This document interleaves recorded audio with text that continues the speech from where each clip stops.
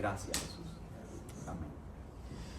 Como decía Mario, hoy vamos a estar comenzando la epístola de Pablo a los colosenses, a los cristianos que vivían en la ciudad de Colosas.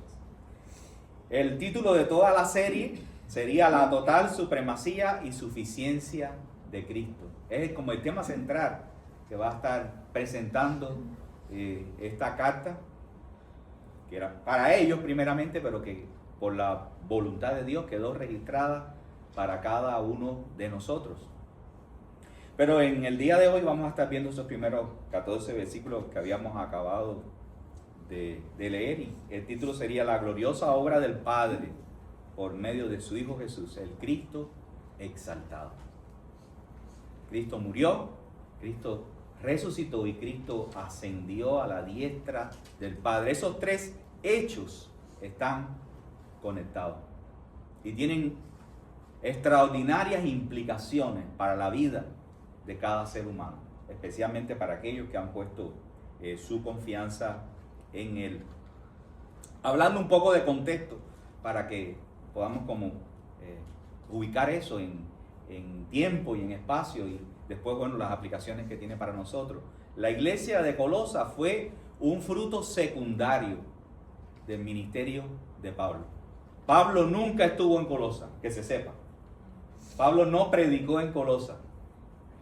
Pero por el ministerio de Pablo, por la obediencia de Pablo al llamado de Dios, esa iglesia llegó a existir. ¿Cómo? Bueno, Pablo, si ustedes recuerdan la historia, me imagino que haya más de uno que haya dicho en algún momento, ¿cuándo se acaba el libro de los Hechos? Porque fue bastante largo. Pero si recuerdan, Pablo, cuando salió en su primer viaje misionero, una de las cosas que pasó en un momento fue que Dios no le permitió ir a una zona que en aquel momento se llamaba Asia, que es lo que más bien era el Asia Menor, lo que hoy sería Turquía. Pablo quería predicar ahí como en cualquier otro lugar y no pudo predicar ahí. El Espíritu Santo, dice literalmente el texto, se lo impidió. Y después tuvo la visión Macedonia y siguió a Macedonia, predicó en Macedonia. O sea, era la primera vez que Pablo se acercó allí, tuvo que seguir de largo. Después, Dios permitió que Pablo fuera a Éfeso. En Éfeso, en su segundo viaje misionero, una cosa que pasó en Éfeso fue que Dios abrió una puerta sobrenatural más grande que las demás. Y dice el texto bíblico, ahí está el versículo 10 del capítulo 19, continuó por 2 años ahí en Éfeso, de manera que todos los que vivían en Asia Menor, oyeron la palabra del Señor, tanto judíos como griegos.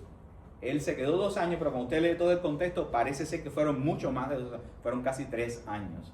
Fue tiempo suficiente para él discipular, evangelizar y Dios obrar de tal manera que hasta de las ciudades vecinas, y una de las ciudades vecinas de Éfeso era Colosas, empezaron a llegar personas, convertirse y el evangelio expandirse y extenderse. Colosas, junto con otras 2 ciudades que a lo mejor ustedes también han escuchado, una se llama Hierápolis, que no es tan famosa, y otra que sí es famosa por Apocalipsis, que es la Odisea. Esas 3 ciudades estaban cerca juntas, y la iglesia de esas 3 iglesias estaba relacionada. Y hay una persona de esa iglesia, que lo vamos a ver ahorita más adelante en la lectura. Aparentemente esa persona fue uno de los que Dios trajo hasta Éfeso, se convirtió, pero también fue entrenado y entonces regresó a su ciudad y plantó la iglesia. Mi hermano, tú no sabes lo que Dios puede hacer, lo que Dios quiere hacer a través de tu vida con tu sola obediencia. Nosotros estamos ahora 2000 años después celebrando que Jesús resucitó porque hubo otros que recibieron la palabra de Dios y después la compartieron. Cuando nosotros hablamos de santo, casi siempre nosotros pensamos en la santificación. Y por supuesto está implícito en la manera en la que Dios entiende que somos santos. Él nos está santificando. Pero la connotación principal que se le está dando aquí es que simplemente hemos sido escogidos por Él y separados para Él. Y es lo que después en la carta Pablo va a estar hasta explicando un poquito más. Tú eres santo, en primer lugar, no por perfección moral, que es lo otro que tiene que ver con la santificación, que Dios va generando en ti el carácter de Cristo. Tú eres santo en primer lugar porque por gracia has sido salvo y Él te ha llamado y te ha apartado para Él. Por eso es que eres santo en primera instancia. Y bueno, también está implícito toda la obra que Dios va a hacer en nosotros. Pero como decíamos ahorita cuando comenzábamos, esta era una iglesia que era fiel. Y la pregunta para nosotros sería, ¿nosotros estamos siendo fieles? ¿Se puede decir eso mismo de nosotros? ¿Que nosotros somos fieles a Dios? ¿Somos fieles a el llamado que Dios nos ha hecho de conocerle a Él y de servirle? A esta iglesia solo era reconocer que eran fieles. Dios quiera que a nosotros también el Señor pueda decir lo mismo de nosotros. Y el saludo que está implícito acá también en la introducción es gracia y paz. Gracia era el saludo griego y paz el saludo hebreo, pero tienen una connotación nueva ahora en la fe cristiana. La gracia el saludo de ese que se conecta con la gracia de Dios, y paz que también se conecta con la paz que Dios nos da. Y fíjense cómo desde aquí, desde el versículo 3, ya desde la misma introducción, el apóstol Pablo está diciendo, damos gracias, o sea, ambos, él y Timoteo, dan gracias al Padre del Señor por ustedes. Pero fíjense cómo dice, orando siempre. Y ahorita cuando hablemos un poco más de la oración, fíjense cómo ya desde aquí lo adelanta, orando siempre. ¿Tú eres de los que ora o de los que no ora? ¿Tú eres de los que ora siempre? Gloria a Dios si es así. ¿Tú eres de los que ora siempre por otros? Porque a veces somos de los que oramos y hasta oramos siempre, pero por nosotros. Señor, bendíceme, ayúdame, cuídame, sáname. La oración de la ovejita. Dice Pablo aquí, orando siempre por ustedes. Siempre. Aleluya. Tenemos un modelo, y nada más que esto es la introducción de la carta. Un modelo de vida en Pablo. 2000 años después, todavía nos desafía a nosotros en nuestro caminar como cristianos. Dice, hemos oído de su fe en Cristo y del amor que tienen por todos los santos, a causa de la esperanza reservada para ustedes en los cielos. Ellos no los conocían, pero no solo por el informe de Epafras, sino el testimonio de esa iglesia. Era conocida en primer lugar por su fe en Cristo. Había llegado la fe a ellos habían abrazado la fe en Cristo, pero también el amor por todos los santos. Y ahí vuelve otro reto para nosotros.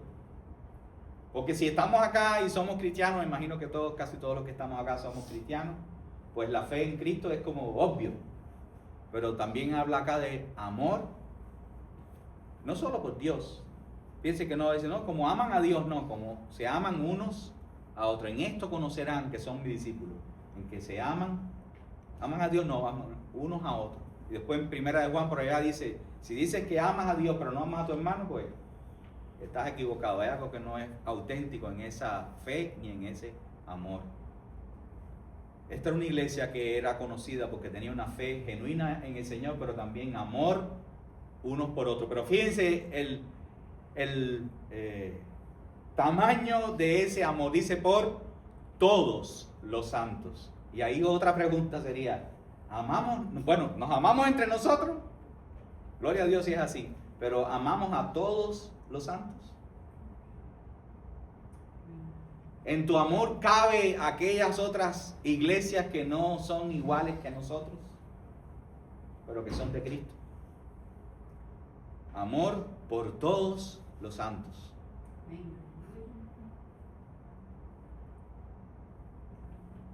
Y por último, la esperanza. Estamos celebrando la resurrección del Señor. abrió la puerta precisamente para el ser humano de la esperanza. Dice el mismo Pablo en sus cartas que nosotros estábamos sin Dios y sin esperanza. Porque sin Dios no hay esperanza. Y sin embargo el Señor nos alcanzó y nos dio una esperanza viva. Si tienes a Cristo, tienes esperanza. Y una esperanza que es eterna. Eterna, mi hermano. Gloria a Dios por eso. Dice acá acerca de esa esperanza, dice, ustedes oyeron la palabra de verdad, el evangelio que llegó a ustedes.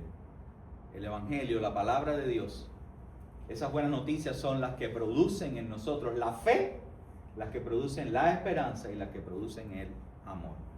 Si nos ha llegado a nosotros el verdadero evangelio, uno de los 3 frutos que debe estar produciendo en cada uno de nosotros, en lo personal, pero también como congregación, es fe en el Señor, es amor unos por otros y hasta por todos los santos, y es esperanza en el Dios vivo.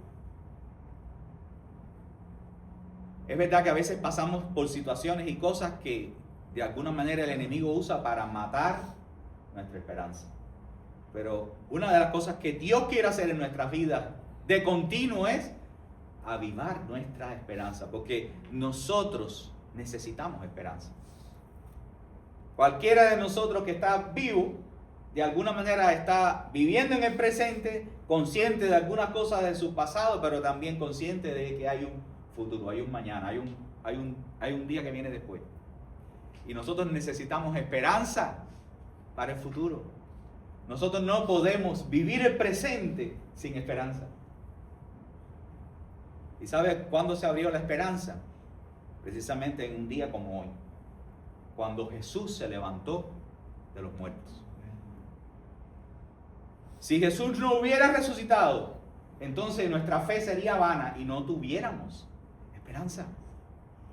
Pero precisamente porque Cristo no solo se sacrificó por nosotros, sino que también resucitó de entre los muertos. La muerte no lo pudo retener.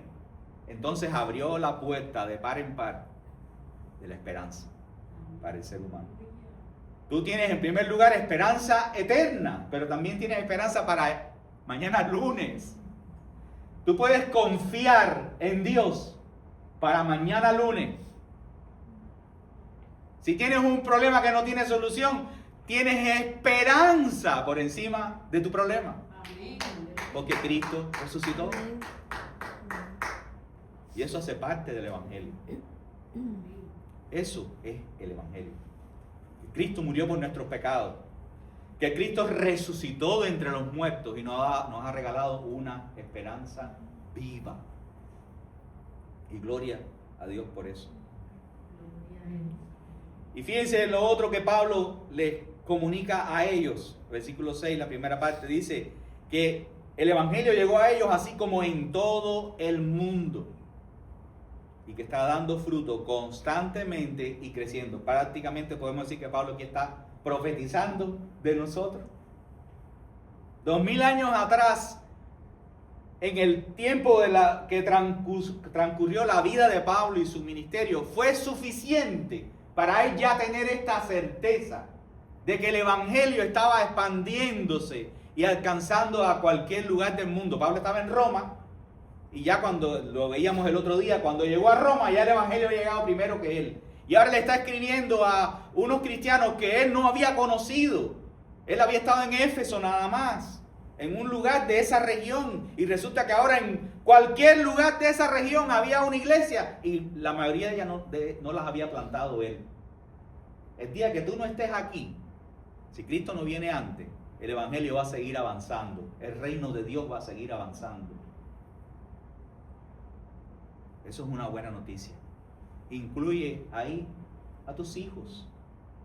Empieza a orar desde ahora por tus hijos. Empieza a orar desde ahora por tus vecinos, por las personas que trabajan contigo. Si se convierten o no en este momento de tu vida, no importa. Pero el evangelio va a seguir obrando en la vida de muchos. porque para eso Jesús murió. Y es lo que leíamos al principio del culto cuando el hermano Efraín nos leía Isaías 53. 700 años antes de que Cristo llegara, ya en Isaías 53, no lo llegamos allí, pero usted puede leer un poquito más abajo. Dice, verá el fruto de su aflicción y quedará satisfecho. Mi hermano, el evangelio va a seguir avanzando. Mejor nos vale en nuestra corta vida estar comprometidos con Él y hacer la parte que nos corresponde, como hablábamos al final de los Hechos. Hechos 29. Mejor nos vale dedicar estos pocos años a decir, Señor, ¿en qué me puedes usar? ¿A quién le tengo que hablar? ¿Por quién tengo que orar? ¿Delante de quién tengo que dar un buen testimonio? Con tal de que tú uses mi vida para que otra persona también te conozca. Pero aún sin nosotros, el evangelio sigue dando fruto constantemente y creciendo, como dice en ese versículo. Y dice también el testimonio de Pablo acerca de ellos, que desde el día que oyeron y que comprendieron la gracia, empezaron a dar fruto. Y eso también para mí, cuando lo estaba leyendo, ya me era confrontativo. Yo creo que les contaba hace unas semanas atrás cuando predicaba que mi hermano estuvo por 12 años siendo el único cristiano en la familia, orando por cada uno de nosotros, hablándonos a cada uno de nosotros, y ninguno de nosotros quería saber nada ni de él ni de Cristo. Qué paciencia la de Dios y qué paciencia la de él, qué perseverancia. Y aquí hay unos cristianos en Colosa que desde el primer día que oyeron respondieron al evangelio. La pregunta para cada uno de nosotros es, ¿somos de los que estamos respondiendo a Dios desde el primer día o todavía seguimos resistiendo al Señor? Y eso es válido, lo mismo para aquel que no es cristiano, que todavía está diciendo, no, mañana, cuando sea viejo, en otro momento, como aquel rey que dijimos, no, en otra ocasión. O hasta nosotros los que ya somos cristianos, que todavía en algunas áreas de nuestra vida resistimos a Dios y queremos hacer lo que nosotros queremos y no lo que Dios quiere que hagamos, en vez de rendirnos y decirle, Señor, tú eres el rey, yo no. Tú eres el rey, yo no. El otro día, ayer creo que fue ayer, entiendo, en la casa alguien nos visitaba y allá estaba haciendo, después de un tiempo devocional, haciendo una oración para confiar en el Señor, para rendir su vida al Señor. Mi hermano, no hay una cosa más especial que uno pueda ser testigo que de una persona que rinde su corazón al Señor. Porque lo que más necesita cualquier ser humano es rendir su corazón a Cristo como su Señor. Porque en eso le va la eternidad. Y de eso depende el resto de su vida.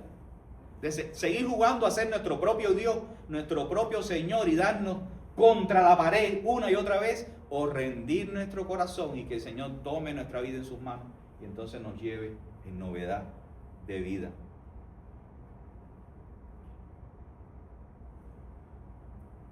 También hace aquí mención de Epafras, dice, y ustedes así lo recibieron desde la primer día y como aprendieron de Epafras.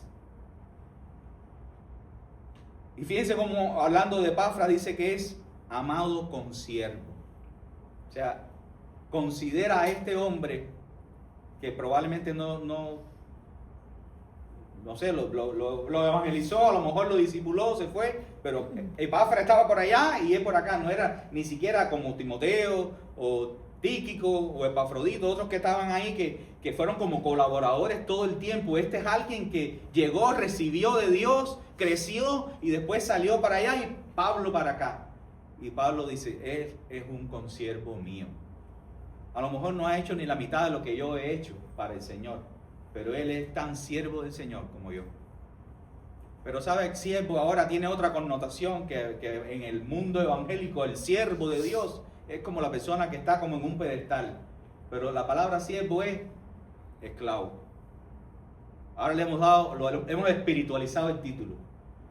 Pero en la concreta, lo que quiere decir es alguien que está al servicio de Cristo, Es alguien que está a los pies de Cristo para hacer su voluntad. Es alguien que no vive para sí, sino que vive para hacer lo que Dios quiere. La pregunta para cada uno de nosotros sería si cada uno de nosotros se ha asegurado de ser alguien así. Porque, ¿saben? No nos corresponde otra actitud delante de Jesús. Alguien que, siendo Dios, dio la vida por nosotros.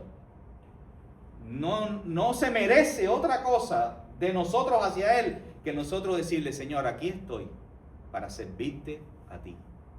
Mi hermano, si tú eres cristiano, asegúrate mañana lunes, cuando te levantes por la mañana, de vivir para Cristo, de alinear tu corazón con Él. Amén. Con Él. Vivir el lunes para Él. Y eso no quiere decir que tienes que dejar de ir al trabajo. Es ir al trabajo para vivir para Él allí. Ser consciente de que no hay una cosa más gloriosa que honrarle a Él, que servirle a Él, que estar disponible para Él. Y de paso, vas a ser más feliz cuando cada día nos levantemos para vivir para Él. Y Pablo también hace mención de que Epafras precisamente fue la persona que le trajo el informe de por dónde van ellos en su amor para el Señor.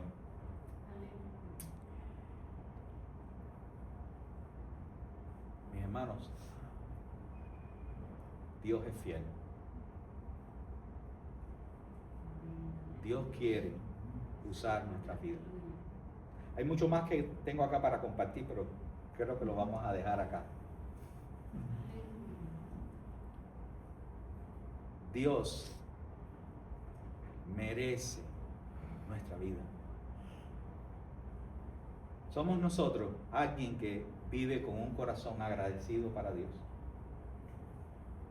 que más allá de lo que está viviendo en el presente, dice: Señor, ¿qué sería de mí si tú no me hubieras alcanzado? ¿Dónde estaría yo si tu amor no me hubiera alcanzado? Tenemos tantas cosas para agradecer. Tenemos tanto también que podemos ofrecer al servicio del Señor. Acá apenas está introduciéndose la carta y vemos a un hombre por un lado que ha sufrido por Cristo, está escribiendo desde la cárcel, pero que está viviendo y hasta intercediendo por otros, preocupado por esta otra iglesia que ni conocía, pero que ¿cómo la ayudo? Vemos a Epafrodito que llega hasta allá y bueno, primero plantó la iglesia, pero después sigue comprometido en que la iglesia siga funcionando y hasta cómo se enfrentan los problemas. Vemos a una iglesia fiel. Mis hermanos, nosotros también estamos en la lista. A lo mejor nosotros no estamos incluidos en un texto bíblico literalmente, pero nosotros también estamos en la lista porque nosotros estamos en la historia de la iglesia. Y aunque ahora no somos conscientes, un día nos vamos a presentar delante de Él y vamos también a ser conscientes hasta de lo que Dios hizo por medio de nosotros en la vida de otros que nosotros ni nos habíamos enterado. ¿Qué tal si oras por un momento, allí donde tú estás, y le das gracias una vez más al Señor por su vida, por su ministerio, por su sacrificio, por su resurrección, por la bondad que ha tenido con cada uno de nosotros, porque tenemos el privilegio de conocerle? Si algo podemos hacer un domingo de resurrección es dar gracias. Dar gracias. Tenemos tanto para dar gracias. El día que se abran los cielos para nosotros y estemos en su presencia y puedas ver a Jesús cara a cara, vas a sumarte a un coro de millones de personas que lo único que alcanzan a decir es: digno eres, Cordero de Dios, que fuiste inmolado. Porque vas a recibir el impacto de la realidad de quién es Él y lo que Él ha hecho por ti. Señor, te damos gracias por este día.